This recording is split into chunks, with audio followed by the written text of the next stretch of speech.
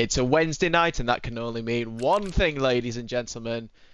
We are back. TTC is back for the Premier Tier for yet another round of shenanigans. Welcome along, everybody. Hello, good evening. My name is Mr. Bobbert in the box again with you tonight. On time this week, unlike last time out. And the man who's always on time, as his punctuality is a lot better than mine, is Mr. Joseph. Good evening, Joseph. How are you, my friend? Good evening, Roberts. Yeah, I'm very well, thank you. Yeah, well, we're not on time racing-wise, but obviously we are about as prepared as can be as we wait for the drivers to get going in Singapore. Now, well, our second street circuit after Jeddah a couple of weeks ago. That was good for some, I'll just say that much, but this is a bit more of an endurance test, I think. Indeed, yes. Obviously, yeah, completely different form of street circuit. Obviously, yes, you had the fast-flowing, slightly open wide of Jeddah, on most parts at least, and then you here with Singapore completely different. We have the tight, twisty nature. Obviously, the first thing springs to my mind was that Hamilton pole lap from several years ago. What a lap that was back in the day. I say back in the day, making it sound as if it was like 20 years ago. No, it was around about what, 7, 8 years ago. I forget now. But either way, as we now load into qualifying, we finally got everybody in as we were waiting for one team who decided that they weren't going to be punctually on time and wanted to keep us waiting. But here we go nonetheless, and let's see what we're going to be in store for tonight. This is the final race before we have a little hiatus next week. We have a break week after every 5 rounds, so obviously drivers may welcome that little break going into next week before we come back again for the Catalunya Grand Prix. But it's been a very hectic season all so far for the first 4 rounds, I think, Joseph. I mean, we've got our usual 2 protagonists at the top, being obviously both Shizou and Venturi. However, last time out, Shizou really stamped their authority with a 1-2 at Kota, dominating that race. Obviously, the only real threat was from Quantum, but they have now taken the lead, I should say, back from Venturi, and that gap is the biggest we've seen all season at 31 points. Yeah, absolutely. Oscar winning from pole last week, second 1-2 of the season for SCI, and they've not put it outright 1-2 in qualifying in either of those races, but it just shows how efficient they've been in these races. Just an absolute well-oiled machine, you could say, at the minute. But it's not come without some fierce competition, notably Quantum last week, and then obviously back in round 1, the Venturi duo themselves. So, yeah, they can't get complacent. No, it certainly can't. But obviously Venturi will hope to bounce back again tonight and put on a performance that can close that gap back in again. Andrea there has a qualifying ban, for those wanting to know why. He's already retired, so that is, and as well as Morgan for TF10 will also have a qualifying ban, so only 18 drivers will participate here in qualifying tonight. It's down to Mateus as to what he can do. I'm a little surprised actually, the fact that Andrea is the one taking the qualifying. I mean, I know this is a completely different street circuit to what Jeddah was, but after the great performance that he showed, and was still, in my eyes, and I think yours as well, unfortunate not to take the victory. Is it a mistake? I mean, I suppose we'll have to wait and see. But, I guess maybe Mateus is slightly quicker here. But, proof will be shown in the next 16 and a half minutes as the drivers finally start to come out on track. It looks like it's a dry qualifying at least, as Lars van der Linden, with his second appearance of the season, will be the lead driver to get us going. Obviously, changes to the Singapore track have come about through the years. Obviously, noticeably through here, what was the old Singapore sling, obviously now it's just a single corner. Obviously, those who remember George Russell clipping the outside wall there and just binning it straight into the wall, costing Mercedes a 3-4 at least, and gifting his teammate a podium instead. And also noticeably after the Anderson Bridge, as we come down into the right-hander here, also a fairly new section, obviously this slightly longer straight, to try and, I guess, increase overtaking opportunity, which has sort of worked, but still, nonetheless, it is a street circuit at the end of the day. Still several corners. I can't remember how many there is, but Joseph, Lars van der Linden gets us underway. Why don't you take us for a lap? Let's do it then, shall we? Little twitch actually coming out of the final corner. It'll slow him down a little bit on the run towards turn 1. A short run, deploying the battery, making most of the DRS straight. Loads of inside curb, and already invalidated. He had to overcorrect the car. And, well, I did back in yesterday, the Legacy Division, we lasted 3 laps on the first commentary lap of the session. Not 3 laps, 3 corners on the first commentary lap of the session. This time it's only taken 2. Quantum's the next car track. He equally has just taken loads of inside curb at turn 5. I wonder if that's compromised his run slightly.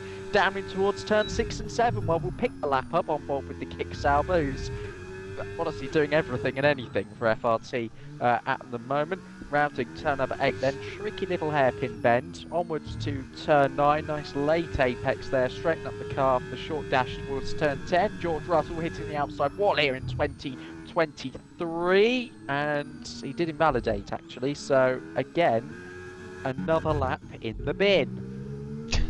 As is Mateus, who's the third driver in behind them, has also invalidated. So typical now is the 4th attempt of a driver we'll watch. I mean, we seem to be commentators cursing these drivers here, or it's just poor driving. I mean, I can't actually, comment on that because, these guys are a lot better than I am. But typical now over the Anderson Bridge. DRS now wide open, using as much of that battery down here as he can, keeping it in 7th gear as we downshift into 3rd gear.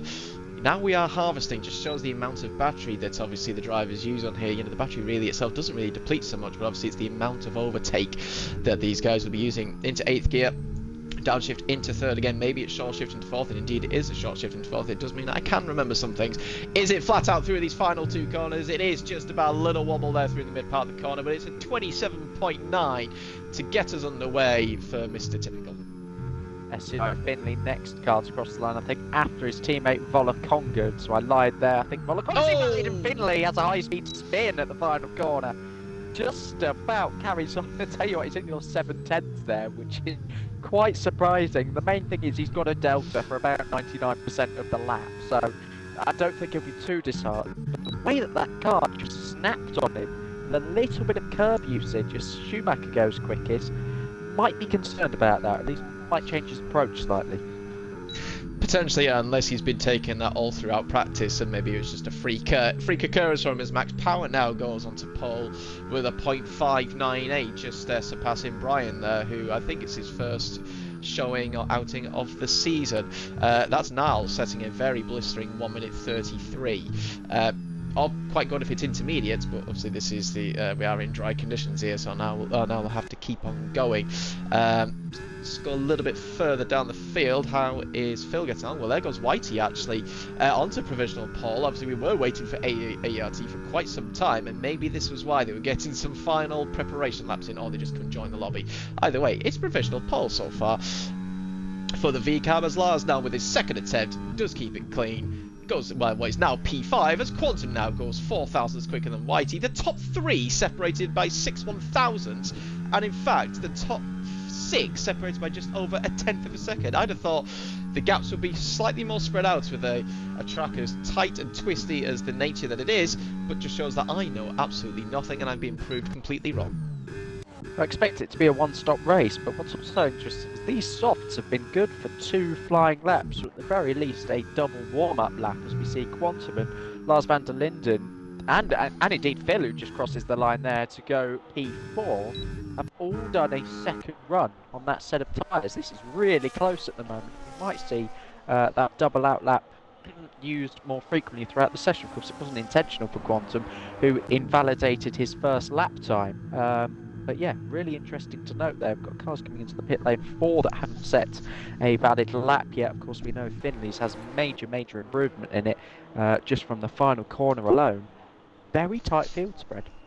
It is a very tight field spread, as Niall actually did do a 2nd attempt, and not with a lot of battery, I will point out. So only a 27.9 there for the 2nd of the Ventari duo, as his teammate up in P6. But yeah, very tight, and let's hope that can stay throughout the rest of the session. Andrea is still not last, because Volakonga and Ortiz have still yet to set a retrospective lap time, but TF10 struggling at the moment, Joseph. I think it's quite easy to show, obviously, with their driver aspects, and I don't know if it's just I guess, enthusiasm to play this game. I don't know, but yeah, TF10 unfortunately just on a slow decline. Well, I don't even think it's a slow decline at the moment, and they are struggling in the standings as well. As Jay Wizzy, I'm just seeing in the chat here, he's going to put £20 on a 3-to-1 odds on damage in the opening 5 laps, or maybe that's at evens actually. I can easily put money on that. You're not going to win anything, let's be brutally honest. You're going to be paying us money, to put those sorts of bets on. As Volokongan comes straight back out onto the track to hopefully get a bit of clean air. In fact, his teammate will be second on track. So let's see what the Flying Dane can do. Let's see then. Go further up the field. Phil coming into the pit lane now, also peels in as well. 4 cars on their outlap, and yeah, just interested to see if they do go for a double outlap here, but obviously they're nowhere near the start finish line at this moment in time, so we'll have a little bit of a wait to find out. Well, Jab never got a fact last week. Do you have anything for Singapore just to make up for him, and then we go back to the old channel points? Yeah, I might go and find a Singapore fact for him. Yes, we will certainly go and honour it. As I just noticed, actually, Mr. Rose has said good evening to us both. So good evening to you, Jamie. I hope you're doing very, very well. As here comes Volokongan now to start his next latest attempt. Already halfway through this session, 9 minutes to go. Let's see, there's a bit of traffic there on the exit. Hopefully both the Kicksauber and the Ferrari do not get in his way. Indeed they don't, so no such issues there. And I don't think he should really catch the second Ferrari or the V-Carb further up the field as we now come swing it over far to the left hand side without going over the white line, and that looked absolutely fantastic from Volokongan there through turn 5 as we now come down the DRS straight, and it is a 26 flat first sector, about on par I think as to what we've seen so far from those towards the front end of the grid. Now through this little tricky 90-degree section which can easily catch out the best of drivers here. That wall, oh my word, and there's another slide from a Mercedes, this time from Volokongan, and not at the final corner, so maybe a bit of well, certainly a lot of oversteer there. The car complaining for rear grip. Maybe tyre temperatures on the rears are going to be, well, they certainly are going to be a factor. Keeping out for the pad drivers and their tyre temperatures and their tyre wear. They're going to be complaining throughout this entire stint. Yeah, they are a little bit wide there for Volokongan at the end of Sector 2, turn 14 to be precise. It was an 11-1 win for Norway last night, so you'd think he was feeling some of that form coming into this session. 2 more corners to go, then officially at turn 20 and it's not 20, 21 anymore, is it? They took away 2 corners. It's 18 and 19 now. It's a 127.2, and once again, just seeing a few hesitant moments throughout that lap, but again it means nothing in the grand scheme of things on this game. Who else have we got to set a lap? Mateusz has not yet posted one, so keep an eye on him. And just to come back to this whole qualifying ban thing, it's bizarre to not see the perpetrator of the incident take the qualifying ban, and I think this is why a 127.01 to put it on provisional pole, ethically completely wrong. He should be serving the qualifying ban, but he's got the pace to potentially keep it on pole this evening. Maybe I've just eaten my words. Then maybe this is the reason why Mateusz is qualifying and not Andre. Completely different type of street circuit, and so far it is paying dividends for them. Now they're just starting his latest lap. I'm just trying to find someone towards the end of the lap. Let's go on board with Schumacher down in P13 at the moment, a quarter of a second up on his current best lap time at the moment, which will, well, certainly jump him up the field actually towards the top 5. But there's surely more time to find. Obviously this looks like a track that definitely, as the session goes on, lap times are certainly going to get quicker and quicker and quicker, unlike other ones where they barely improve at all. Where does Schumacher go in the end? He's up to P4 with a third of a second of improvement, but there's still the best part of 3.5 tenths. He's now drops to P5 as Caden goes ahead of him in the V-Carb. The one fact I'm going to give you regarding Singapore, did you know they founded the World Toilet Organization? There you go. There's your fact. Seriously. Yeah, that's something that's on there. I thought I have got to say that one. What, as in they invented the toilet, or they just started a union of toilets? I think it's just the toilet organisation. So, you know, where we have like the World Health Organisation, you've got the World Toilet Organisation. Why is that a separate thing? It's a good question. You know, just known as the WTO rather than the, you know, WHO. Away from toilets, Quantum is 2/10 up on his lap time at the moment. As typical, they're going into actually no, typical stayed in P8. I don't know who it was actually improved. I think it was Lars actually going to P. Oh no, it's not. It's Niall going to P3. So a good second attempt there from the Ventari drivers, splitting the two SCI drivers. As here comes Quantum now through the final two corners. Where's he going to be? He goes onto the second row, just ahead of Volakongan there. And well, so far, FRT looking pretty good here. Max Power doing a better job in qualifying than what we've seen of late. I mean, everyone's still got one more attempt to go once they do eventually get back into the pits. I think everyone has actually done their second runs already, and indeed, I think they have. Yes, they have. Yeah, Quantum, the only driver to have done all 5 races so far this season. Andrea and Volakongan will be on their 4th races each, so some experience being shared there.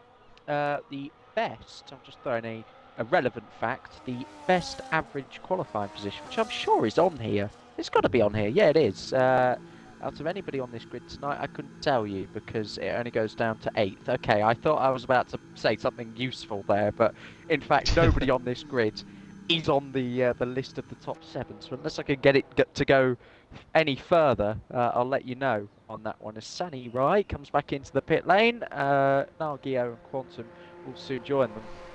We'll have our final laps of the session. Just one for you, Rose. Why are you complimenting my looks? You literally have a perfectly aged man in bobbers. I did see that. Very strange. I was going to mention it. I thought, well, I mean, that's his choice. That's his opinion. If that's what he thinks, then, you know, I take no offence, Joseph. So it's, you know, if he was in the box with us, then he would be the 3rd at least. So that's just putting that one out there. That's not any, you know, to get a reaction from you, Jamie. That's just the fact, I'm afraid. So anyway, just over 3 minutes to go, and Lars van der Linde is already back on track. Down in P11 now. I don't think he improved on his second run. So he's got a lot of work to do. His teammate up in P3 at the moment. And Ventari, as I've mentioned, need to bounce back big style after losing 30 odd, however many points it was to SCI last week. So they do need to try and close in that gap before we have the week break, which will obviously mark the 1/3 of points of the season already. I mean, it's hard to believe how quickly the season is going. You know, this is round 5 out of 15. Still got 10 more tracks and races to bring us throughout until take us to just before Christmas. I can't believe I've actually just said that word. I'm hearing it a lot at the moment, especially with some people at work at least already saying they're buying Christmas presents, and I'm like, I don't even know what I'm doing tomorrow, let alone what I'm going to buy people. All the supermarkets have the great big pallets of celebrations right as you walk in. It's getting prepared for Christmas on it. I just want to set the thing alight, to be honest. Yeah, Do not encourage vandalism of big Tesco's. Not big Tesco's. Other supermarkets are available for you to go and do that too if you wish. I have noticed there is another fact actually properly being requested. We will stick on board with Lars van der Linde, as he is going to be the first driver to set his final attempt, unless he invalidates again through turns 1 and 2, as what he did on his first attempt that we saw at least. Any such issues this time? No. So here is fact number 2. Singapore is both a country and a city. I think people would have known that anyway, but you know, that's the one that you're getting. Oh, as Jamie actually agrees with me and accepted that he has a face for radio. So there we go. That's at least he agrees with me. As Lars is a half a tenth up. Oh, he almost runs wide there though on the exit curb, and their car almost looked like could have spat him out there. But we are half a tenth up through the first sector, purple first sector, which I don't believe, because Finley apparently with that slide that he did said a purple sector 3 in his initial run. So obviously just showing that this game just, you know, is not true or correct. come through the tight, twisty section now over the Anderson Bridge. And a little bit of battery there. He's got a few cars in his way as we come out of the, well, one of many hairpins on this circuit. VCAB there, hopefully going to stay to the right-hand side. And again, I'm talking absolute nonsense. The VCAB does not stay to the right-hand side, but we are a tenth and a half up now as we come into the final sector. Quantum has a 5-place grid penalty for blocking. That might suffice a restart, although I don't understand why. I'm guessing he's the driver in front of us, and indeed he is, and he was blocking a Haas who was not on a lap, so I believe it should probably be a restart. As in the end, Lars van der Linden improves by 2/10, goes just behind his teammate. It's Inventari Row 2. Yeah, I don't think you need even a clip to prove that was a restart. We saw the Saubers where they were on track. We saw the cars around them were also on outlaps. So, just straight to the admins on that one. I'm one of them. That is a very slam dunk restart. Apparently Singapore is notorious for those sorts of issues. Right, everybody on a lap now except Lars van der Linden. His benchmark is 4th. IRT Phil, crosses the line and goes up into P9 on 27.3. He's only 3/10 off pole position though. Across the line goes Volokonga. He misses out by just under half a tenth. Then it's Schumacher in the Ferrari for EVR. He stays 10th fast. He can't improve on that lap time. Then I think we have the one of the two Hasses. It's Polly Massey. He goes 15th place, just outside the points-paying positions. But points, of course, not delivered in qualifying. Then it's Kevin Zunneberg. Where can he go up to 13th? Just under a tenth away from his teammates. Did, yeah, time's coming in thick and fast. Brian has opted to box. That's him done. Here comes Typical now, the initial pace setter with the first lap times. Where's it going to be? It's P6 for Typical there at the end. A great effort there from Typical to get himself onto the third row of the grid. We now have Quantum and Max Power come to line. Max Power goes 4th now. And but there goes Mateus though. Completely missed him. Why did I miss him? But no, well. And Quantum now just completely dispatches that lap time by over a tenth and a half and goes onto pole position. The final few cars, here comes Whitey across the start-finish line now, does not improve, his 2/10 down in the end. Is Caden on a lap time? He is indeed, he's not now anymore, he's invalidated, turned in too early through the final sector, into the final corner actually cost him P5 or P6 in the end, so unfortunate there for Caden. But that is qualifying over and done with, and it's Quantum in the end with over a tenth and a half over Mateus, but still, that's obviously a good move from TRT to put Mateus in for qualifying. It's second on the grid. And, well, Quantum trying to replicate last week, but maybe try and take the win. Obviously, yes, we will have a lobby restart. We will have to let everybody know. So, I think Phil's actually already reacted to that. No, it's not Phil. It was Rev Caterpillar of all people. That was me thinking it was actually him. But apparently Niall was saying it was going to be looking forward to a wet race. Well, you've got to. Do you follow it or do you just keep it a dynamic? I don't know. There is a rule for that. I'm sure it's another dynamic. There is a rule. Yeah. So I do feel bad for them. Oh, dearie me. I have screenshotted. That's fine. I mean, I did do the. Scroll down the yeah, I did do the. Okay, so I'll just tell everybody to retire, and then obviously. It's dry now. What are they on about? Well, later I'd take it, but. So yeah, right. I am going to go and find the rule book and see what it says, just to be sure.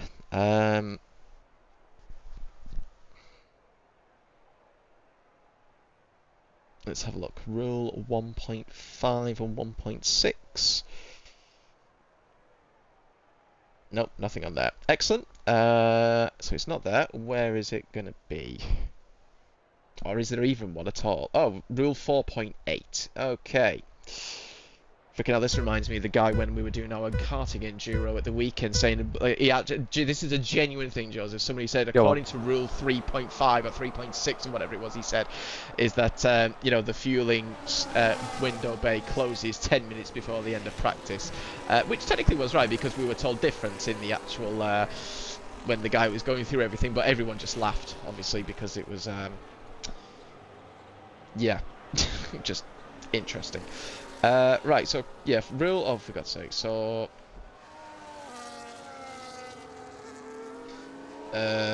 game glitches.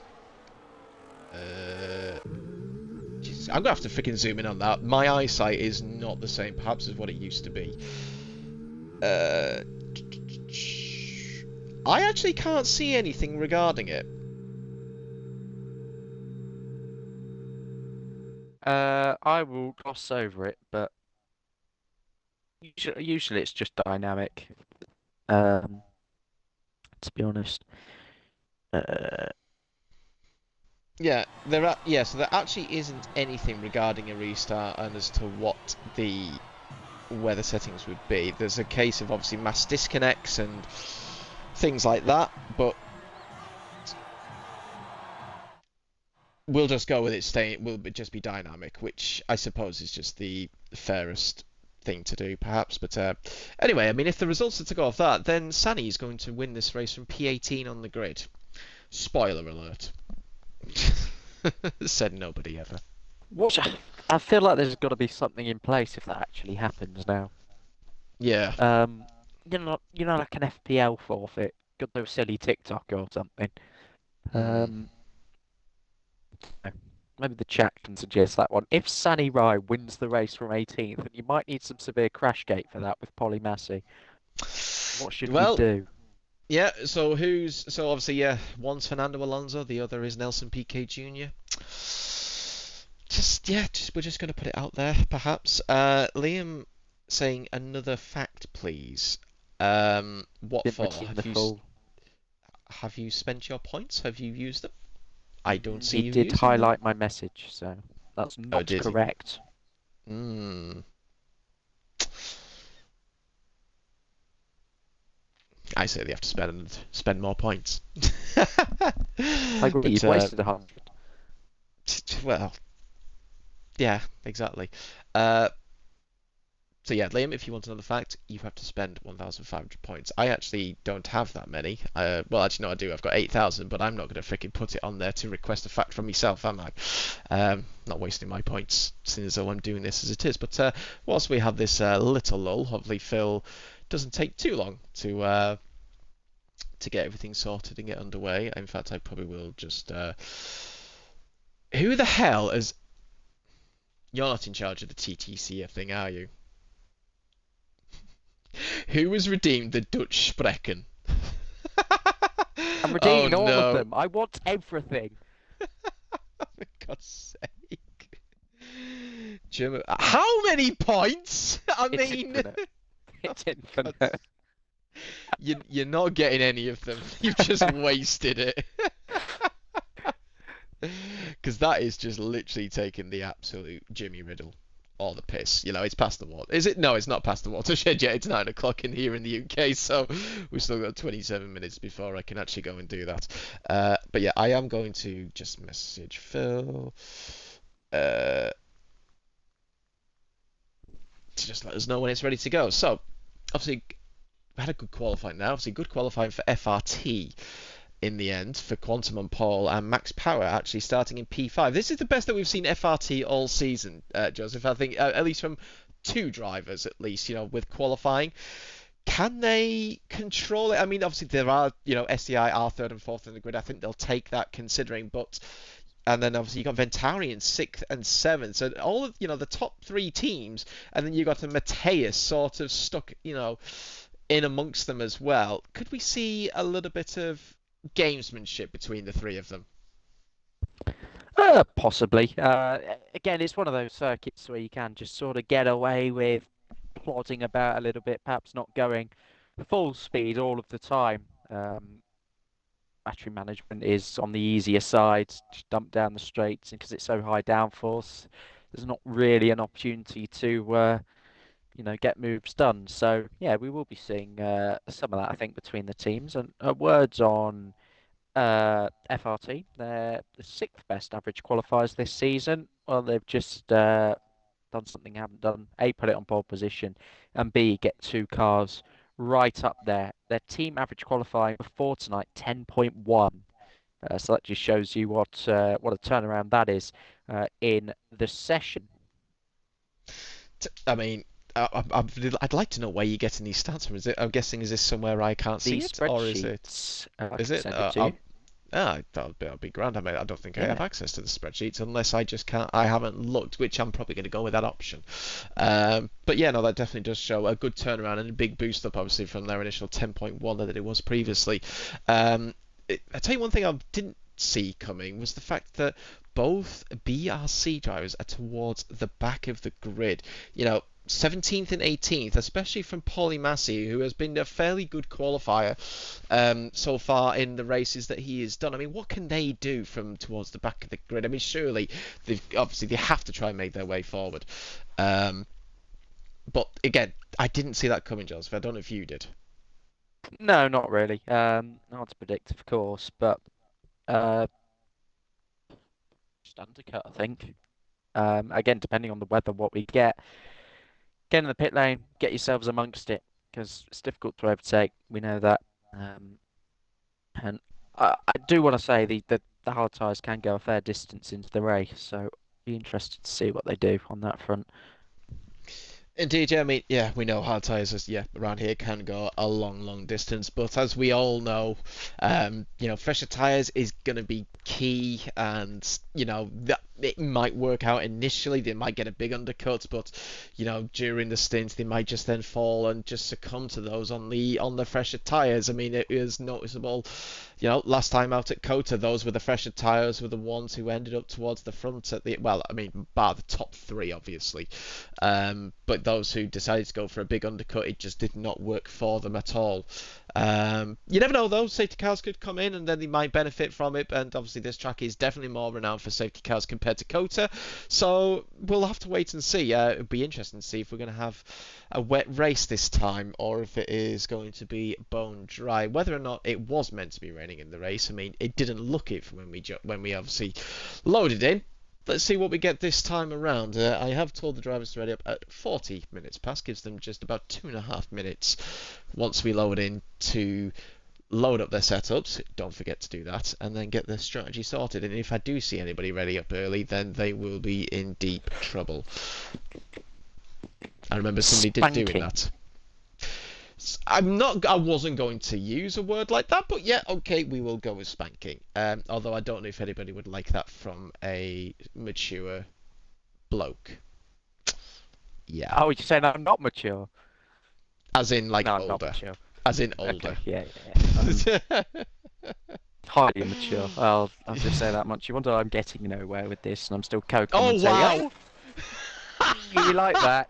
They got what they wanted. That's what we love to see. That there's rain and then there's rain. That I mean, thank you Quantum for getting a 5 place grid penalty. I think we might be seeing the wet weather tyres, unless this game is as broken as to what it actually is, and people are going to be on the Inters. intermediates. Yeah. Yes. Let's No have a look way, at the race wet. director. Oh well, only 4 are on the intermediate tyres. Made that 5. Interesting. Anyway, let's wait and see. We've got less than a minute to go before the drivers start readying up. As everyone I can see in the actual Premier Tier chat saying this is going to be fun. It's going to be fun for us watching. Maybe not so much for the drivers themselves, but yeah, this is certainly if Singapore wasn't carnage enough in the dry. It's going to be even more so in the race. As Javi's saying, see you in 2 hours. Do you know what? He's probably not wrong if I'm honest. This is now going to be what was already a long race is going to take us into tomorrow. Yes, I think so. He could be lying there. We've seen a lot of lying in the TTC/AEC chat over the years, so I hope it's not, because other than perhaps Kota last week, I've not seen rain perhaps of this intensity last the whole way through. But it's very characteristic of Singapore, isn't it? This time of year, it could well do the same in a couple of weeks' time. When it rains, it really does pour. Um, Yes, yeah. in the wise words of Forrest Gump, you got big old fat rain. That for those who I hope those some people understand, and have seen that film, fantastic film, and you do understand the reference there that I've just said. I'm hoping you did, Joseph, or if not, then I'm afraid we're gonna have to teach you a lesson on your film knowledge. Sorry, what was that? I was just saying I shan't be playing. We've got 31 laps of Singapore in heavy rain. Oh. I was think just that's making a valid. reference. I was making a reference to Forrest Gump saying you got big old fat rain. Right, yeah. Which is, yeah, that's a no then. Oh, well, never mind. Here we go, though, for round 5 of the season here, for the Premier Tier, for the TTC season. It's lights out, and away we go, and it's a decent start from there, Quantum. But look at Volokongan there. Look at the traction that he got. He's trying to go around the outside. That's the wet tyres for you, Quantum, saying, absolutely no way, my son, are you going around the outside of me? And he manages to hold him up by just slightly. I say slightly, forcing him off track. But look at these wet weather tyres that Volokongan's got. He's still on the inside there. Mateus is now trying to go around the outside of him through turn 5. Nothing doing there, and Volokongan does maintain that second place. Quantum still leads the way. Max Power has got himself now up into P4. He's jumped Niall. Finley's dropped down to P6, but side by side between Caden and Lars van der Linden now coming under the brakes. Round the outside goes the VCAM. He's going to get forced out wide by the leading Red Bull. There's down. No, Donald, that was an end player just saw there or something off the game. I think it's from the game, but down the inside goes Caden. Surely Lars has got the traction. Indeed, he does not. And that's a position gain there for Caden. It is absolute carnage, and look at the amount of spray that's being kicked up. Yeah, so much at this stage. Here comes Volokongan for the lead. He's got it done in an unorthodox place. Down the inside at turn 10, the wet tyres now lead this race. And Max Power has gone opposite to Quantum. Well, has to get a move on here and maybe spare Quantum's blushes ever so slightly. The wet tyres are going to be quick, perhaps for a few laps only, before we do see a gradual shift over to the intermediate tyres. But look, it is absolutely chucking it down here in Singapore. We've got more battling further down the pack. Ortiz and Typical going side by side. Sorry, what a name that is. Still on what would be a DRS straight now. Down in towards turn 17. Typical's on the outside. He's going to have to cut the chicane. Surely no, he kept his nose in there. Luckily, Ortiz left in the space around the outside, and he's up into P11 as Volokongan leads at the end of lap 1. We're pushing the 2-minute lap times.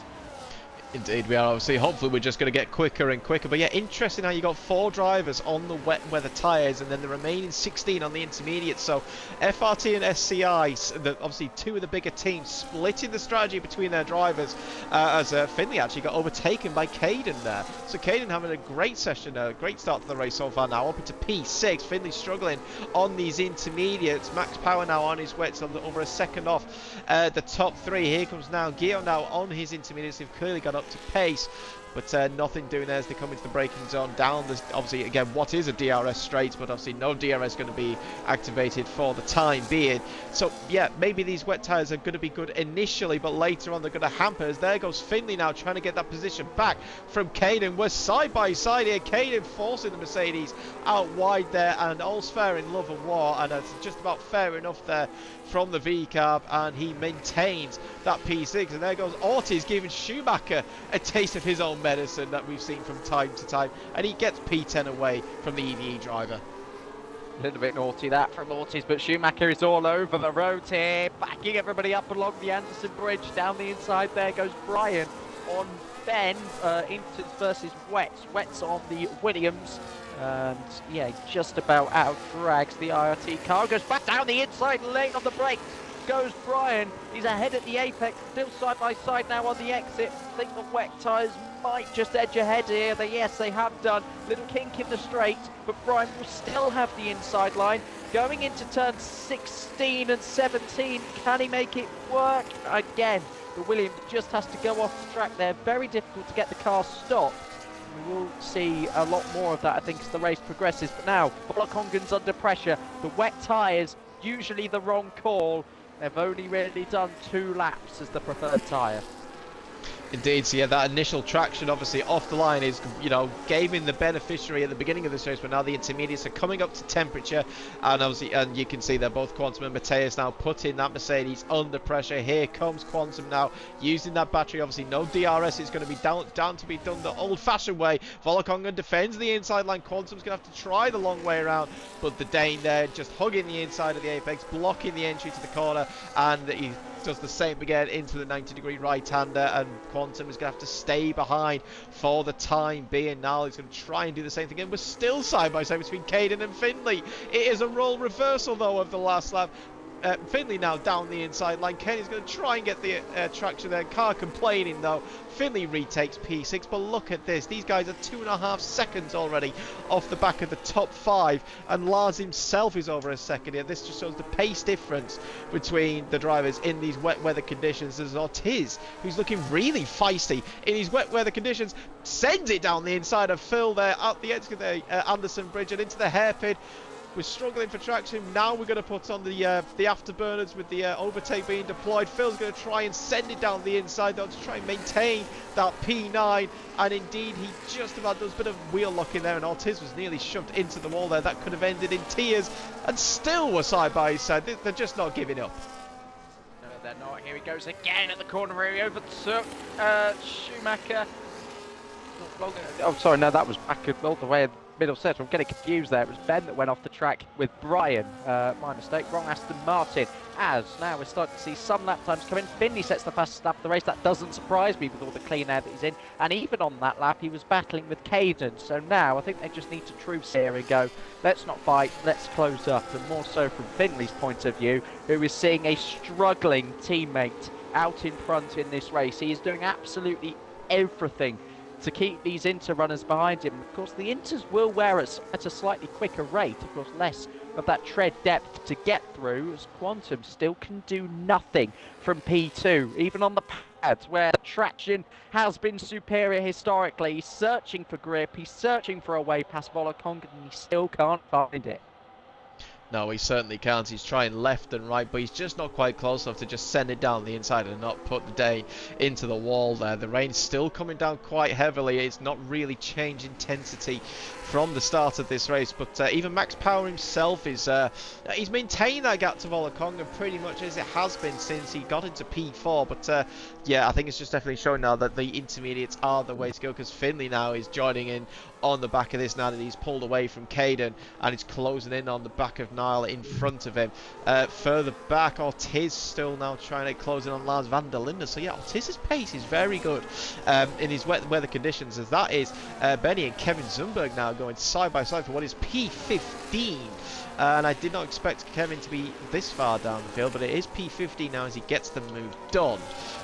Just got a quick look at the winners and losers, and so far, well, the biggest loser is Typical, down into P13. He's lost 5 places, as that is Lars making a bit of a mistake there and has lost out to Ortiz. So Ortiz, I say, was about to gain a position, in the end doesn't gain a position, as that is Finley setting another fastest lap, showing that again these intermediates are the way to go.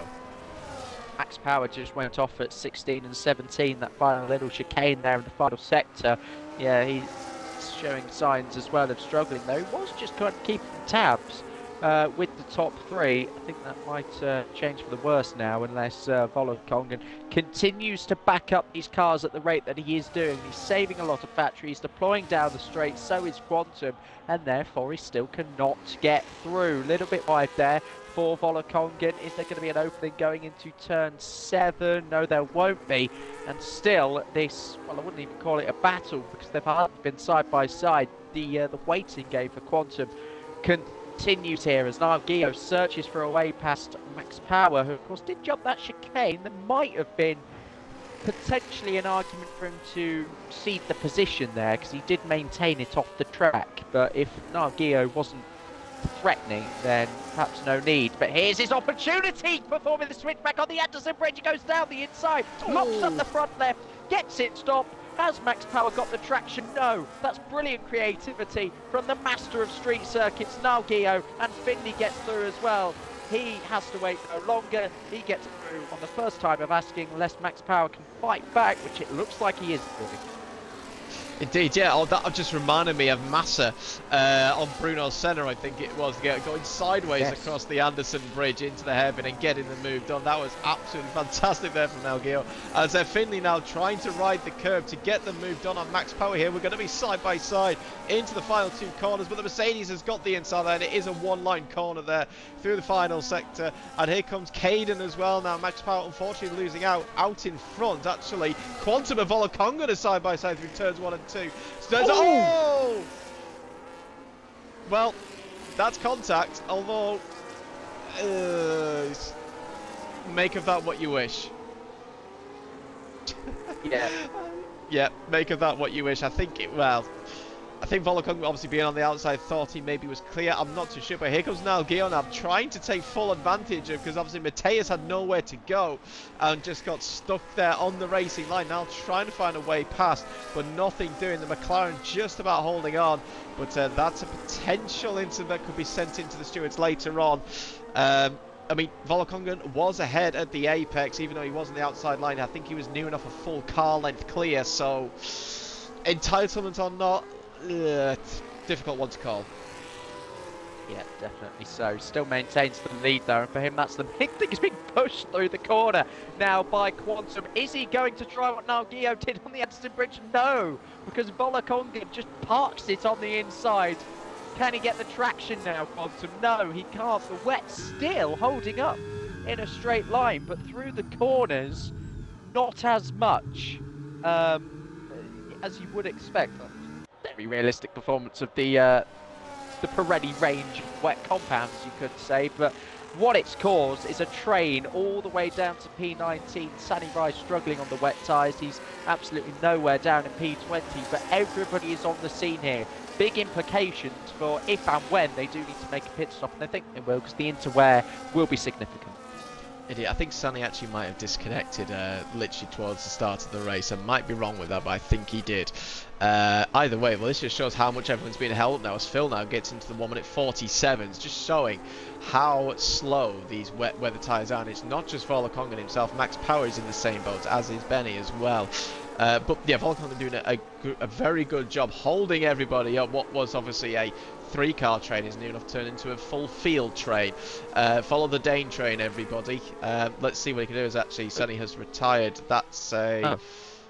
Maybe I was wrong then. Or maybe he's tried to join back in and he couldn't control his car. Not too sure, but either way, unfortunately, there's another issue for BRC this season from a disconnect aspect, as Volokonga once again defending from Quantum, and he just cannot find a way past. He's putting that car in the right places at the right time, and there's nothing Quantum can do unless he sends it down the inside to the old Singapore thing. He's trying it. He's used that battery. Volokonga's going to be on the inside line, but eventually the Kicksauber prevails before the Anderson Bridge, and on lap 7 Quantum takes the lead, and now everybody else will want to get through as soon as they can. Yeah, they will try hardest now. Nalgeo got really close to the back of Mateusz, but poor exit there, so maybe just try to steam in and take another position across the Anderson Bridge there, as Finley now goes down the inside of Nalgeo, doesn't get the traction on the exit. Of course, it's kind of two-faced in the corner in the wet conditions. There's braking, then there's the traction. You can be absolutely spot on the brakes, but completely compromise your exit. Slow in, fast out, usually your better bet in these wet conditions. Going on to lap 8, finally got the new leader in Quantum, the pole sitter, and now it's a queue with everybody else to try and get past our favourite Scandinavian.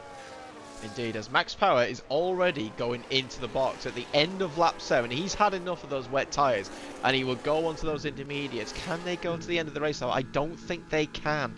I think it's going to be a 2-stop here for the Kicksauber, which is, well, obviously it was a risk that they tried to do, and it's not worked out for them, at least in the longevity of things. That gap now up to 1.2 seconds between Quantum and Volokonga, just showing how much quicker these intermediates are. Here comes Mateus now. He's managed to get himself to the inside inside line of the day. Volokonga trying to tighten the entry of the corner there for the McLaren, who just slightly tapped him wide there. Nothing really Volokonga can do. He's got the inside line now into the next corner. Look at the train that is behind him, but down the inside goes Mateus, and Findlay sending it, and he's hit his teammate there. That was absolutely not necessary. That's fortunate, the fact that Volokonga has not been taken out for that as well.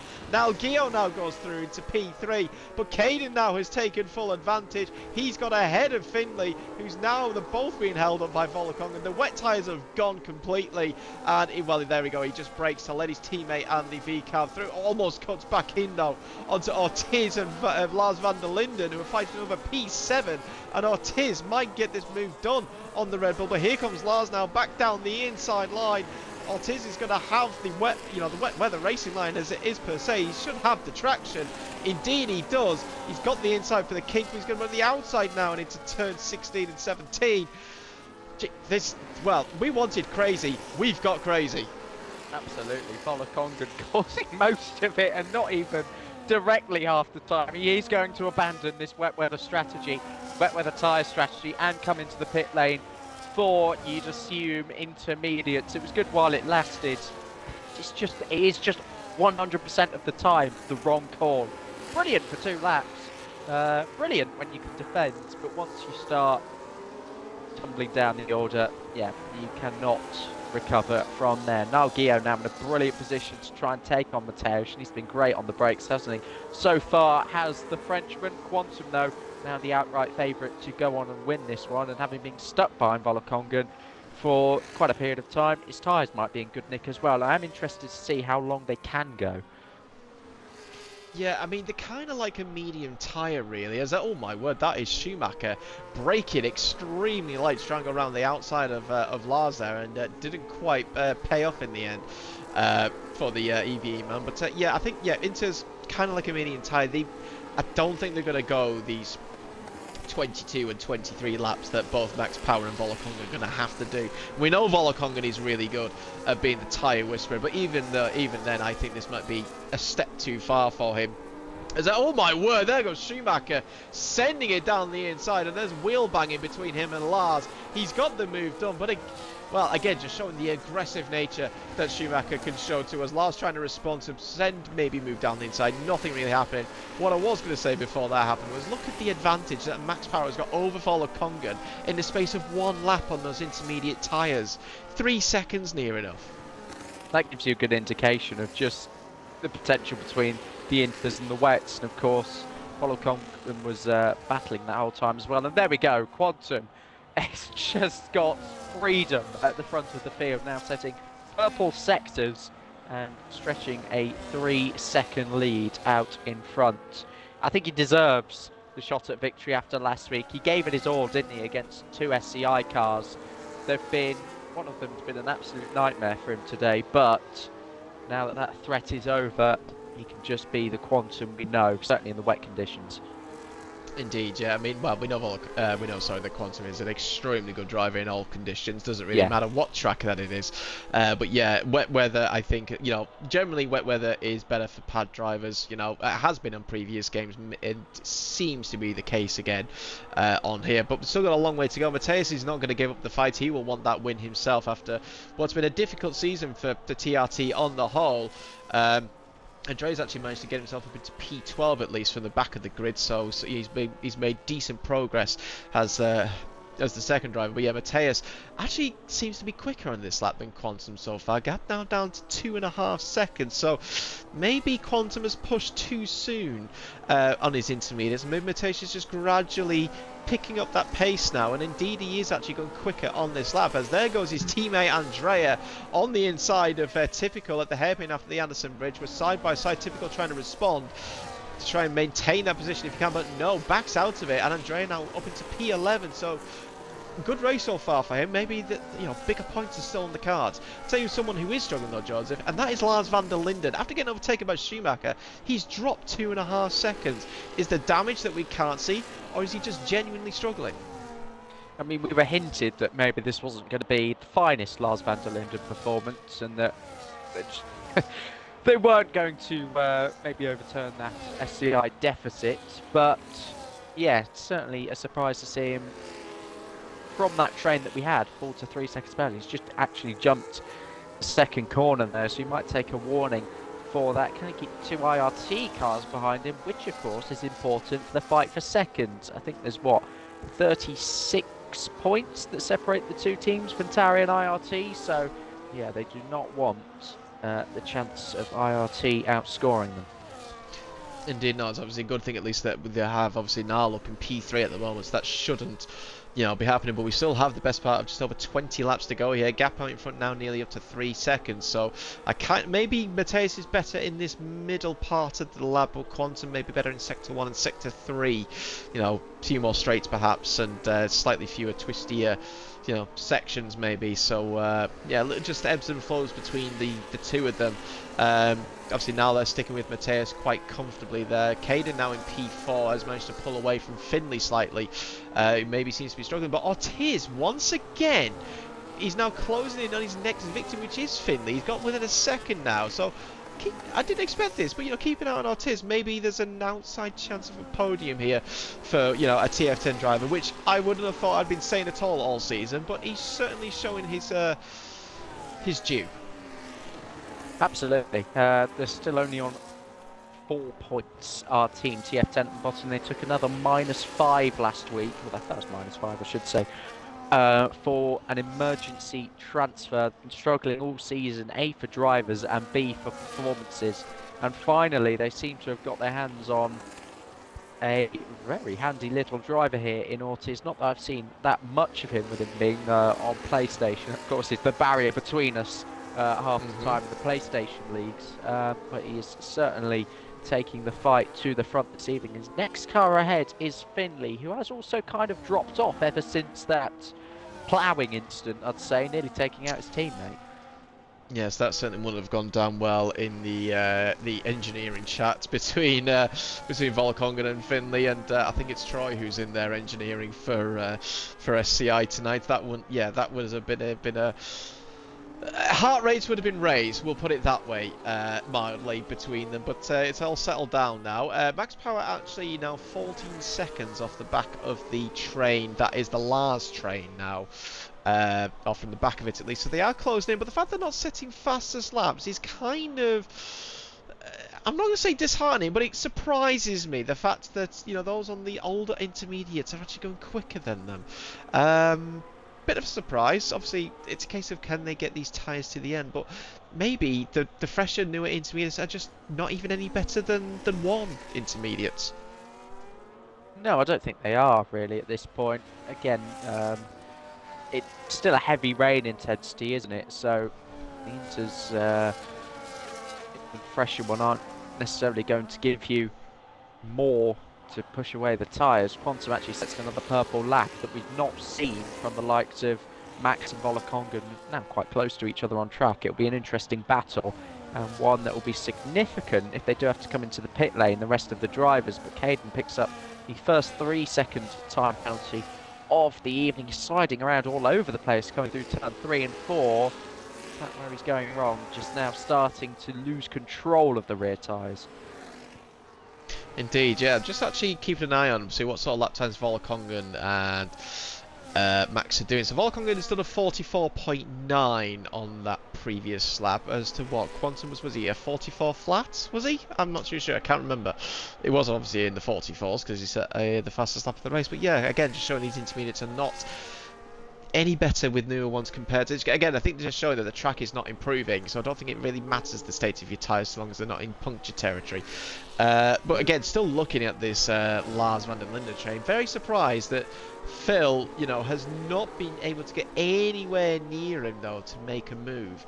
It means that this is now the closest I've seen him so far, but it's a 6-second gap now between Schumacher and Lars, and I've got to think that it's either a setup thing or he's got a little bit of damage that you can't see, because obviously there's no end plate missing there on the Red Bull. But obviously he was dive bombed by Schumacher and there was contact made. I don't know if it was more wheel to wheel or if it was, maybe into a side pod or something. I'm not too sure. But yeah, this train from P8 to 16 is kind of, just spread out from the top 7 now, and actually this could set the positions for the end of the race, as there goes Quantum once again setting the best lap of the race. We're now into the 44.1s, and that gap now in front up to 3.7 seconds, as I was giving all the praise in the world for Ortiz, he's now just gone and shown that maybe he is human after all.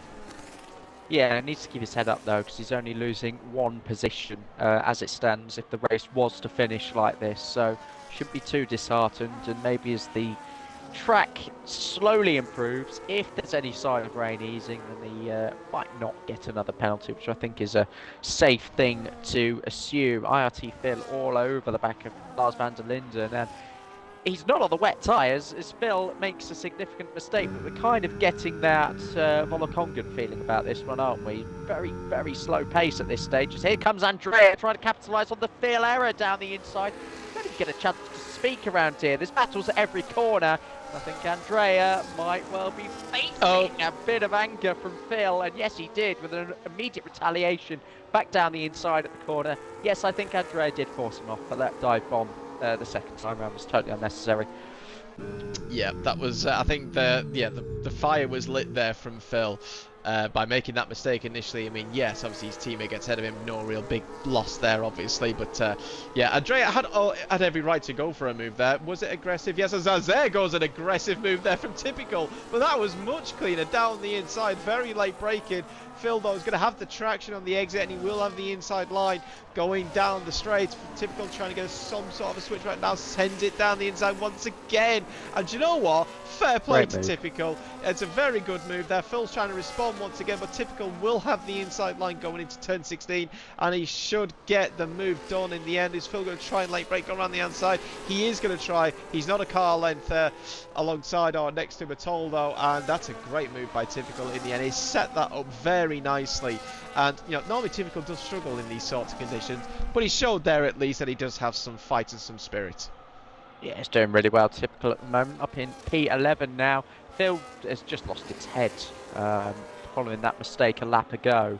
With that rather unnecessary retaliation on Andrea, and then he should try to go around the outside of Typical. There was never going to be any way for him around the outside.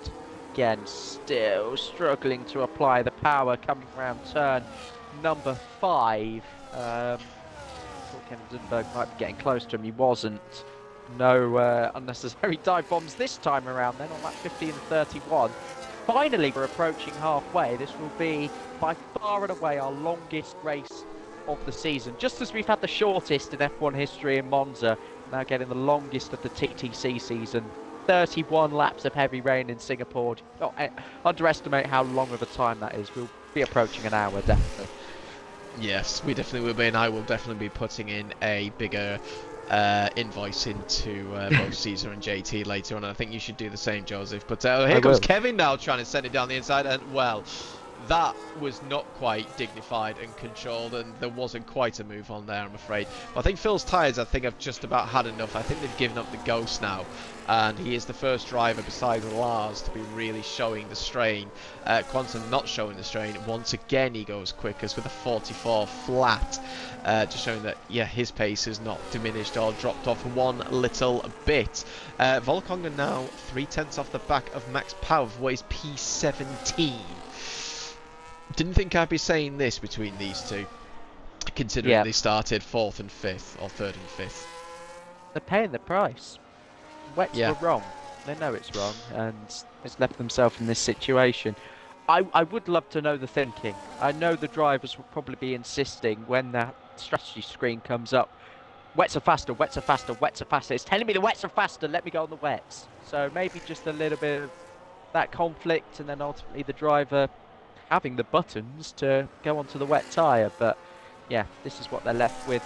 Again, they need either these intermediates to run out of treads and puncture, and everyone has to come into the pit lane to have a shot at this, but they're still going quite quickly. Quantum is only a 10th down in his first sector. They are still at a really competitive pace. Yeah, and if he can keep this pace going, obviously, then he'll just want to pit as late as he can, really. I noticed that a fact has been requested, actually, in the chat now, and I've just had a look. So here is another fact about Singapore for you, Joseph, and obviously for Who is it? Was it Swifty? It was Swifty who requested it. That the Singapore national anthem is in microtext on the back of their $1,000 note. Not that that's going to be of any real beneficiary to anybody, but there you go. There's your fact. Fantastic. Yep, that is absolutely fantastic. The amount of, yes, it's past 9 o'clock, so the amount of crap that I can bring for everybody here. Brian now getting closer to the back of Lars van der Linden, much closer to what his teammate has been on every occasion. But once again, no real threat and no real attempt of an overtake. But even through that little chicane section, the amount of time Lars van der Linden lost to Schumacher was the best part of 3 to 4 tenths. And, you know, these guys are in the low 46s. Quantum is 2 seconds a lap quicker. And, yeah, I did see that. Brian half-hearted an attempt there to send it down the inside. In the end, didn't get the move done. But I think this just shows, as Whitey is the first driver to make a pit stop off their older intermediates. Yeah, an interesting one. Lap 16, the call there for him. Sorry, I thought I saw a bit of carbon fibre come off the front wing of Brian.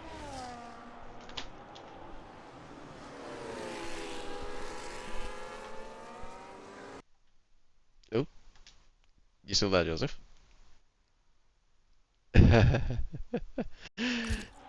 Oh. I don't know if Joseph's mic has gone or if it's batteries. So as I was just thinking there, I thought it was just leaving me in suspense, but no, batteries are needed, and whilst he goes and rushes to dash off and try and find some, we'll stick on board still with Brian, considering this is the only real battle that seems to be happening out on track. 3.3 seconds is the gap out in front between Quantum and Matheus, and once again we're going through a phase where Matheus seems to just close in those few tenths. Maybe it's a mistake that's happened by Quantum, but yeah, Niall still hasn't really dropped at the pace. He's still sticking with the McLaren driver. Caden is still in P4. He does have that penalty though, so Finley will promote himself up into P4 for the time being. Then we have Ortiz and Schumacher. Then we've got this big gap back to Lars van der Linden, who we ride back on board with now, coming into the final couple of corners. Obviously, the Lars train that we have here still, it's still going strong, as I think that was the sound of a mic potentially turning itself back on again. Yes, hello. Sorry about that. I was just thinking. I forgot my batteries are low. I thought, well, I'll leave them. They do tend to go quite a while when they're low, but they didn't on this occasion. I ran down the stairs and now I'm suddenly out of breath because I'm very fat. So they were saying that I did go on a run yesterday. Does it really still, you know, lag over into the next day? Yeah. Or maybe it's the fact you were just running like a madman, just thinking I want to get back because yeah, because obviously you felt like you had to. Another pit stop had been made, this time by Whitey. I think actually I might have mentioned that to you. So, but yeah, look at how far he is off the back of, you know, Max Power and Volkonga, but he was towards the back of the field as it is anyway. Nothing really happening though now, Joseph. Everyone, it seems to have settled down a little bit. That was Andrea trying to fake a move there into the old Singapore sling on Brian. Andrea now up into P10. TRT looking good for a good haul of points here, considering their quali ban. Yeah, they are. Matheus has done a fine job to compete. So it looked for a minute like he was on the pace with Quantum, though, saying that the British driver has just kept edging out that advantage. Andrea stuck in this train behind Lars van der Linden, and still Brian nor anybody can get past. Also as well, I think we're kind of in this decision-making phase. Do we try and get to the end, or do we come to a pit stop sometime soon? Again, I do not know what the numbers are showing on the tyre wear percentages. Nobody has come in on this lap by the looks of it, so I think this is a commitment to the end, I think, a zero stop potentially. That would surprise me, considering, you know, the rear tyres are probably going to complain a little bit. I mean, there's not enough fast corners maybe for the front tyres to maybe, you know, wear too much. But again, I could be proved completely wrong here, which generally is the case. But it'd be interesting to see how much they drop off, and then you'd go back to the likes of Max and Volkonga. Obviously, you know, they're way off the pace, obviously, unfortunately, at the moment, and but they are closing in onto the back of the train. But that just proves, there you go, fresh tyres from Whitey now sets the fastest lap of the race by half a second to what Quantum had done previously. So, I mean, yes, there is a 16 lap difference between the two tyre compounds, between the two ages of tyres. But again, maybe this just might show that, the fresh inters might come into play in the latter stages. So all is not lost just yet for these two, as Volokongan is getting held up now behind Max Powers. He's clearly quicker, but again, it just shows how difficult it is to overtake here, not only just in the wet, but in the dry as well. It's a difficult track to overtake on in the driest conditions. It's even harder for this, but these drivers have put on a good show for us to induce the overtaking. Someone who is closing in though is Ortiz on Finley. That gap now down to less than half a second, and Schumacher's joining in on the front. As Ortiz, I've noticed on several occasions, really slides it into the corner, Tokyo drifting, which will not do his tyres any good. No, but also deliberate as well, I think. Just the way you have to wrangle these cars around in the wet conditions. Grumpy in the live chat saying, hopefully the plan works with Whitey. Right, let's say you're the team principal on the pit wall here, which you are. ART Grumpy, welcome to the Sky Sports commentary box. Are you anticipating that there is going to be a high level of tyre wear at the end of this race? That is a yes or no question. Dear. Your driver has a penalty now, just in case you can't see, he has a penalty. Why do we commentate, curse these things? It just happens all the time. So this, what could have been a plan or strategy is now been hampered by the fact he's picked up that penalty, and he's only one of 3 drivers to do so. And unfortunately, he's not in the same boat as Caden and Ortiz because of that big gap between Schumacher and Lars now. That is up to nearly 15 seconds, and Brian just cannot find a way past that very stubborn Red Bull. It is a stubborn, but I've never seen a more stubborn Red Bull actually since maybe Sunday actually. Yes. Yeah, okay. I'm not sure where I was going with that. Here comes Andrea. Good exit, closest he's been. Can't get the move done at turn 10. Stupid idea because they are both still trying to get past this Red Bull, and tripping each other up would be perhaps the last thing they needed. But Lars van der Linde performing an absolute miracle here. I don't know how he's kept them behind for the best part of 15 laps, 15 seconds now gap between Lars and Schumacher.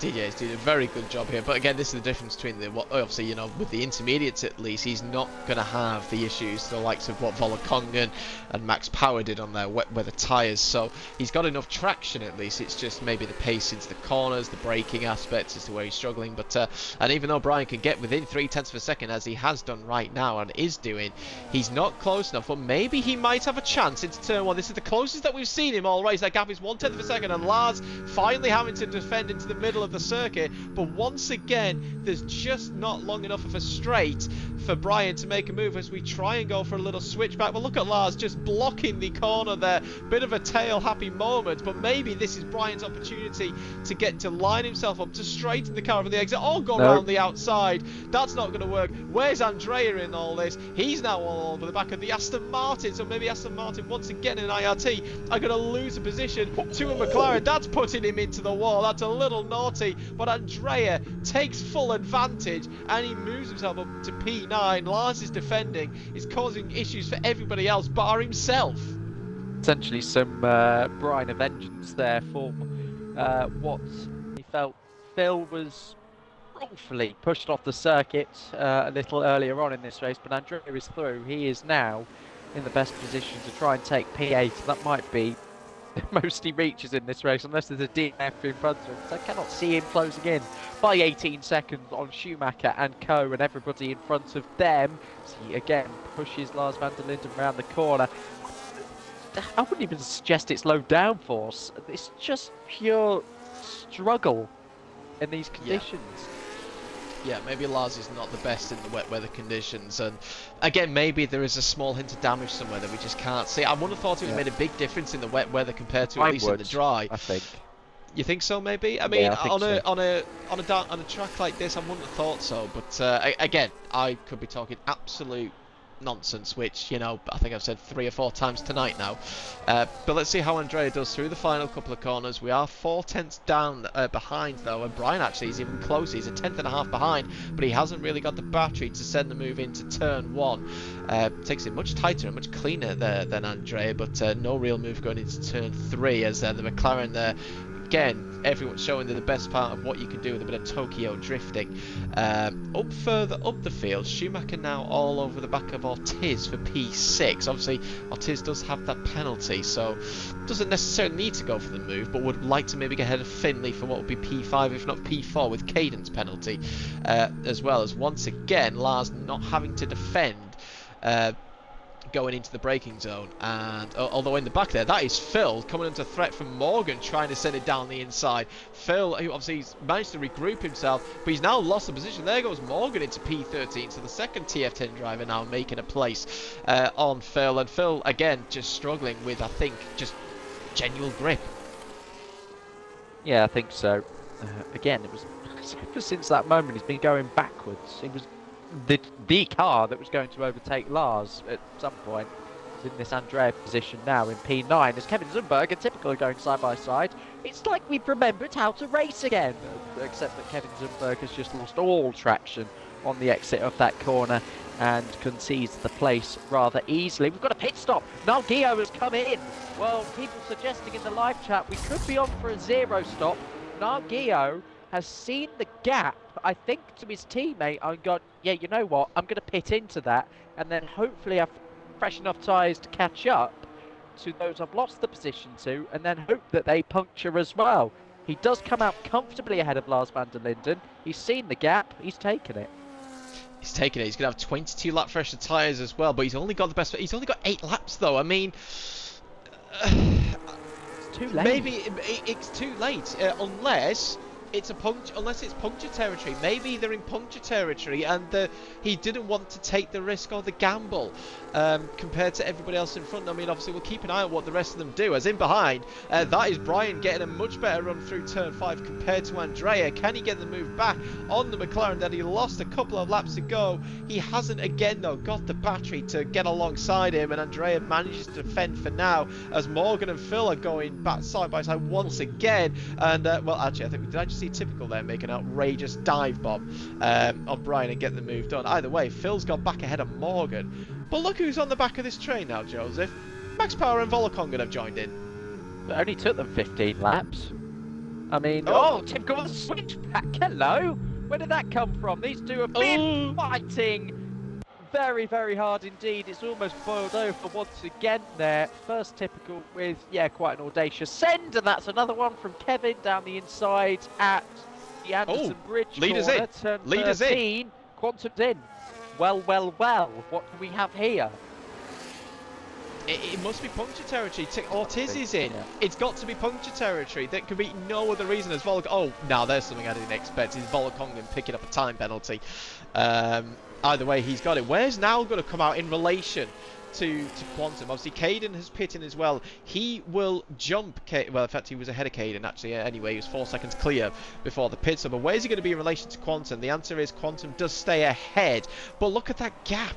That gap. I mean, how much quicker was Nal on that gap, on that lap? He's less than 3 seconds behind what was the net race leader after being, what, 5 seconds behind?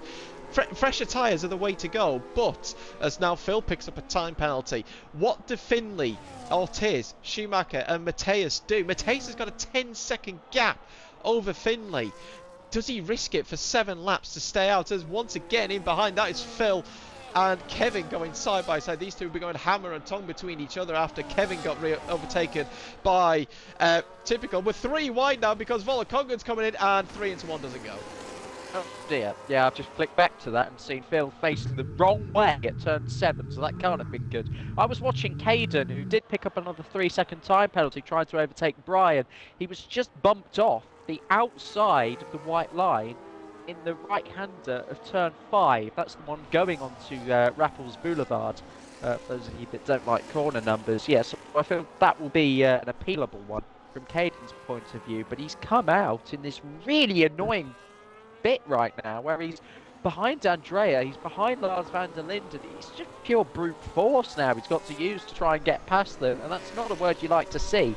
Here, sorry, as Lars van der Linden goes deep into turn 14 there. So, yeah, Caden could have maybe done with a couple laps extra there staying out, but was that because he was entering puncture territory? But again, most drivers aren't, to our knowledge.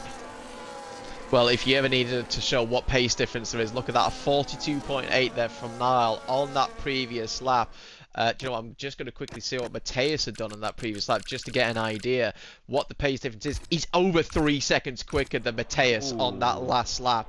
So, yeah, 22 lap fresher tyres. Yes, you can understand why it's 3 seconds. Is that enough for him to close in with just over 6.5 laps remaining in this race? I'm not too sure. Grumpy actually saying in the chat he's just seen a driver with 66% tyre wear.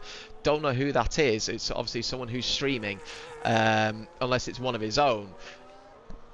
Maybe it could be. If Phil goes into the box, it's been a bit of a tough race here for Phil, as Caden now gets the move done on Andrea, and Lars van der Linden gets 2 into 1, and well, maybe fresh tyres are the way to go. Well, if he's 3 seconds a lap there, 3 seconds a lap quicker than the leaders, then how much quicker are they than Lars van der Linden? So we are taking that as an assumption that you need about a 4 to 5 second pace advantage to potentially make an overtake around here. Phenomenal what we're seeing, and very, very unusual for this game. Here we go with Schumacher, who's really close to the back of Ortiz now. Mateus hasn't come in. Will Finley? No, he doesn't. I think they've just been hanging out now, these guys at the front of the field. Quantum Nalgio will arrive, but how good will their tyres be when they get there? Exactly, that's what it's going to... I mean, their pace is not going to drop, it's just going to get quicker and quicker. There goes Quantum with the fastest lap, 42.5. I think Niall's going to beat that, and indeed he does. It's a 42.2. So, the thing is, yeah, they'll definitely catch Schumacher and Ortiz and Finley. But can they catch Mateus? That's the question we're all going to be asking. Can they... I just think that gap's not... I think that gap's too big. I don't think they're going to do it, but we could be proved wrong. Here's your request to Brett. I'm going to give odds on 12 to 1 for Quantum to catch Mateus, and that's generous. I think it should be more like 100 to 1.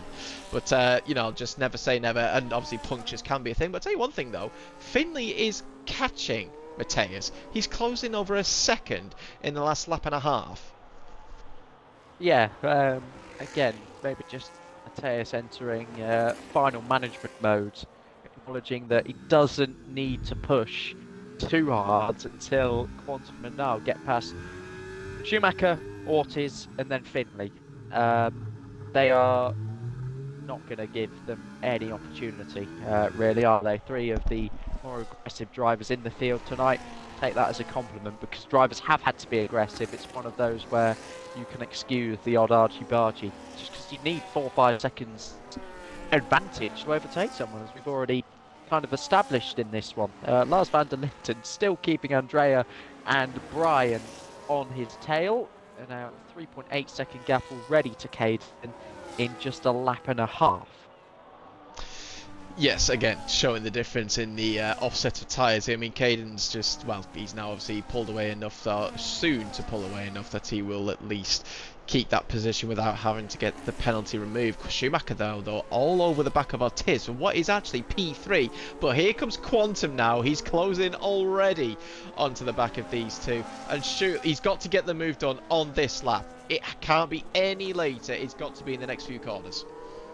Yeah, has to be. And here we go then, ERS being burnt. It's been a long night, I tell you. We're nearly an hour and a half in to the action here this evening, and we are still 5 laps out from finishing. Schumacher closes on Ortiz. He's got to be careful though, because if he compromises that exit, Quantum will be there to pounce, sniffing the rear end of that Ferrari, looking for an opportunity to overtake. This might define P1 from P2 here potentially this evening. He gets a good exit here. Quantum, he pulls the left hand side. Schumacher squeezing him into the wall. He breaks late. Quantum uses that inside curve, gets the traction on the exit, and says goodbye to Schumacher. He's up into P4 as Quantum. The pole sitter is another position closer to catching back up to Mateus, or indeed their tyres could still blow.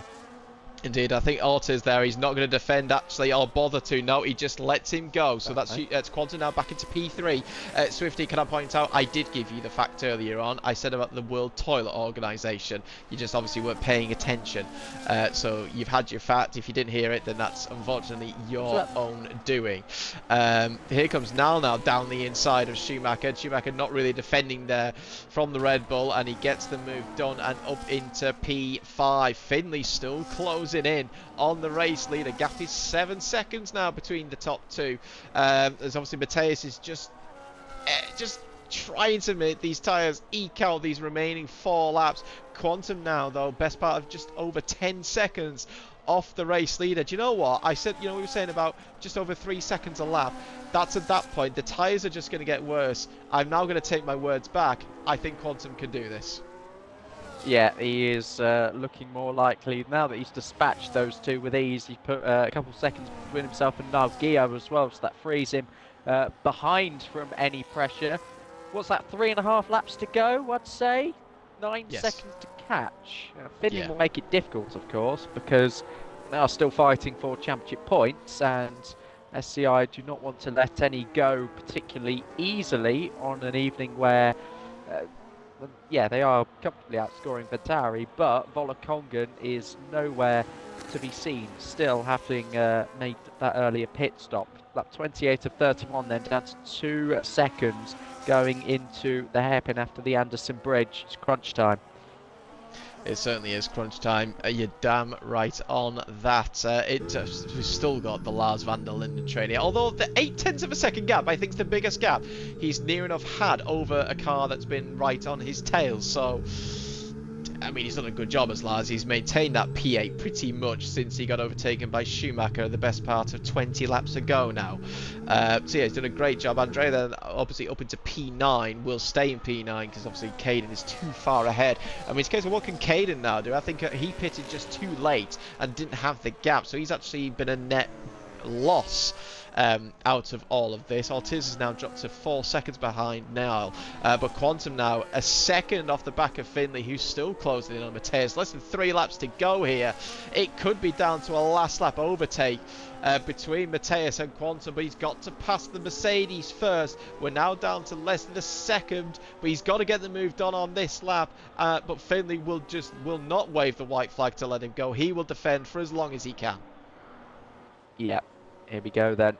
SCI Finley now with a green machine on his tail. The green machine that's been out in front ever since he overtook Finley teammate Volokongan towards the start of this race. I think that was about 7-8 laps in. Lap 29 of 31 now, and Quantum, will he go for it in the same corner? He overtook Schumacher. Yes, he will, and Finley does not fight as hard as Schumacher did. He sees off the Sauber, who now has just over 2 laps to gain 6 seconds. This could be a final lap striking distance. Indeed, I think you're right there, Joseph. It will be a final lap striking distance. What can Mateus do? We don't know what the condition of his tyres are. He's got plenty of battery, but battery is one thing. Tyre wear and traction is certainly a different thing altogether. We will have a look at that in the next lap or so. Nal now closing in on the back of Quantum. Nal, well, it should be a P3 here for him. What does Finley do? Obviously, Ventari are the closest challengers to SCI into the championship standings. Does he defend from the Red Bull? I think even if he did, it's certainly just a matter of time before Nal can get moved. A look at the amount of extra grip he's gone through the final 2 corners. Finley sort of defends a little bit. It's too little too late. Down the inside goes Nal. Later on the brakes. Much better turn in. Much better grip. It's back. It's P3 for the Ventari driver. Finley now down to P4. No matter which way you look about this, either strategy could have worked for them. It's a case of where you were on track at the time, and well, they obviously Quantum are now making these fresher tyres work to their beneficiary. Gap now 4.6 seconds between the top 2. Yeah, and all fairness to the strategists, the engineers on the teams as well, going, this is the lap we're going to pick, and it will give us. Oh, Schumacher puncture! Schumacher puncture! Oh no. Right rear puncture for Schumacher. This is the issue. This is what we were waiting for with the drivers staying out and not pitting. It's puncture territory. It's a right rear puncture, and the EV driver its right rear has gone completely. First one driver down, What happens to the rest of them? What is Mateus on? Uh-oh. Right. This has just turned into a game of bingo and a half. Here we go, says Grumpy. He made the gamble with his driver Whitey to make an earlier pit stop, a much earlier pit stop, in fact, than some of the other cars. Quantum and Nalgio, to be exact, and indeed his other car in Caden, who's now on the back of Ortiz and does need to get through because he has a 6-second time penalty looming over him. Poor Schumacher, though, he's put in a great effort, you must say, in this race. The zero stop, as we've established, is valid. He's going to have to retire that car, isn't he, Schumacher? He's going to struggle to get that back to the pit lane, and it will continue to disintegrate. We're on to the final lap of the race. 2.8 seconds between Mateus and Quantum. It's a final sector job. Can you believe it? I can't believe we're going to be witnessing this. Schumacher's tyres went on 78% of the way. They'd only just got into puncture territory. That is harsh and unbelievable. I feel bad for him as well, but all's fair in racing in this case. But look at Quantum. He's gained well over a second in the first sector alone on Mateus. He's got no battery. Mateus has only got a little bit more battery. It's going to be, like you said, a final sector overtake, but can Niall get involved as well? I don't know. We'll have to wait and see. Obviously, we've got to see as well if anybody else picks up punctures. Lars van der Linden has now pulled over 2 seconds over Andrea. That's, I mean, fair play to him. I mean, well done to Lars, and obviously it is paying off. I hope I'm not commentators cursing him. But here comes Quantum now. He's 0.6 of a second behind. Surely he's just going to late brake over out after the Anderson Bridge. Where's he going to... Does he do it here? No. Oh, a little bit of lag there, actually. In fact, quite a bit of lag on my end, at least. But Mateus just blocked the inside just to make sure that Quantum did not have a sniff into outbraking him into the next right-hander here, into the final sector we go. Look at the amount of extra grip that we've got. Mateus will defend for his life. He should have had a qualifying ban. He didn't take it. His teammate took it. Can Quantum send it down the inside? He's not close enough. Mateus just has to keep it on track, keep it on the racing line. Here comes the co-angle. There's the extra grip. Is it going to be into the final 2 corners? No, it's not. Mateus sends it round the outside and he wins in Singapore. Fair play to Mateus. Well done, my son. You held off the charging Quantum and he takes the victory for TRT. Wow, that was nail-biting. I've just stood up and applauded. Wow, 2 strategies. 1 wet track throughout the entirety of this race. And Mateus wins it by 0.3 of a second. They've gone a lap earlier, Quantum and Nalgio. They had the gap to do so. That will be the debate after this. We've still got action on track as Andrea punches. No, he was going so well from last. Oh, wow. Hideous luck. That could easily have happened to his teammate. Imagine if that was role reversal. Oh. I've never seen a race like that. Where it's been heavy rain consistently for an hour. Oh dear! Look at the pilot. Look at the. Yes, I'm just gonna say that. And Andreas. Oh, now he's finished. Oh, that was fantastic. Wow. I mean, that could so easily have been Mateus and not Andrea. Thankfully, it did not happen to him. I mean, unfortunate for Andrea as well, like Schumacher, who obviously he was. Maybe that's why he'd lost all the time to Lars van der Linden, because that maybe the tyre was just about to go. We did say about the rear tyres going at some point. It happened to 2 drivers. The rest of them who stayed out on that one-stop strategy all made it, and one of them is on the top step of the podium, and there's no doubt celebrating. They lost out, unfortunately, last week. It could have been 2 in a row for TRT, but they at least pick up the victory here tonight with Mateus. And I think as well, deserving of driver of the day. He is. A, to do 31 laps on those tyres. B, to take that risk and do the no-stop. Well done to EVE Mateus. Bouncing back and proving that he was right not to take the qualifying ban. He wins with a race time. You can see it on screen if you can't already. 55 minutes, 1 second. 0.156. That'll be our longest race of the season, no questions asked. It would have been even longer with safety cars, which we didn't get. I mean, doesn't the timer stop at an hour? Because it kind of halves the distance from a 2-hour race. I'm pretty sure it does, doesn't it? Quantum and Niall on the podium. Yeah, they deserve it. I mean, you can't have any arguments about those results. It was elbows out all evening long. Well played, guys. It was a really tough race.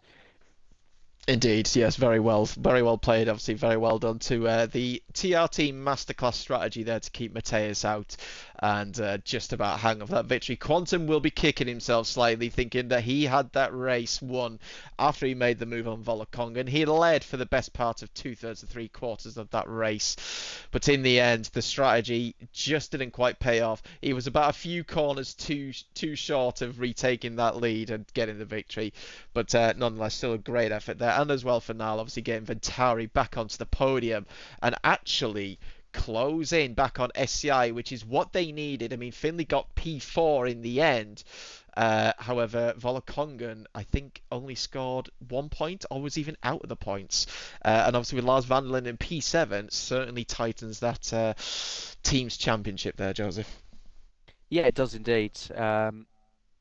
Quantum waiting longer for that first victory. Shazoo getting the strategy wrong. I mean, after their dry weather heroics, they have faltered Mm. um, in the wet. It's fair to say. So yeah, no, exciting to see it close up a little bit. I think that's what we need going into the first break. We should also see some of those backmarker teams stabilise their lineups as well, and maybe add just something else extra into this championship. What it needs, we've got our big two teams. We need some more names up there. Indeed, we do, and obviously, yeah, obviously seeing a TRT picking up the victory tonight, that is exactly what you want to see and what you love to see. Obviously, we still have the two remaining races this week in the other tiers, obviously both tomorrow night and Friday. Tune in for those before, obviously, like we said, we do take a week break, so we return again for the Premier tier in 2 weeks' time to the again a completely different track, to the Circuit de Catalunya in Spain, in Barcelona. That'll be a different kind of race altogether, but certainly nonetheless hopefully not as.